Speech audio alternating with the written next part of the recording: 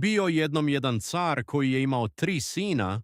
Ispred njegovog dvora nalazilo se jezero u kojem je živjela strašna aždaja.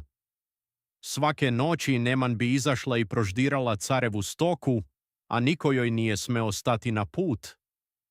Najstariji sin odluči da čuva stražu, ali ga svlada san i aždaja opet napravi štetu. Isto se desi i srednjem sinu. Na kraju red dođe na najmlađeg carevog sina.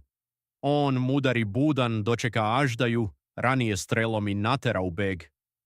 Prateći trag krvi, mladić stiže do duboke jame u koju je Neman uskočila.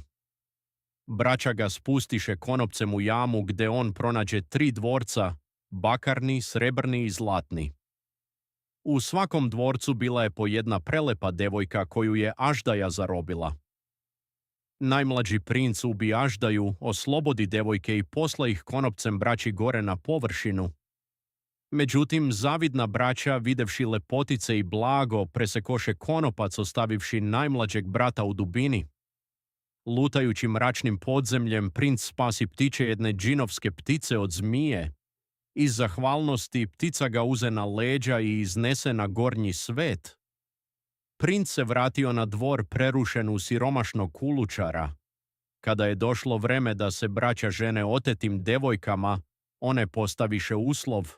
Udaće se samo za onoga ko im donese stvari koje su ostale u podzemnim dvorcima. Pošto braća to nisu mogla, najmlađi sin se pojavi, pokaza dragocenosti i otkrije istinu.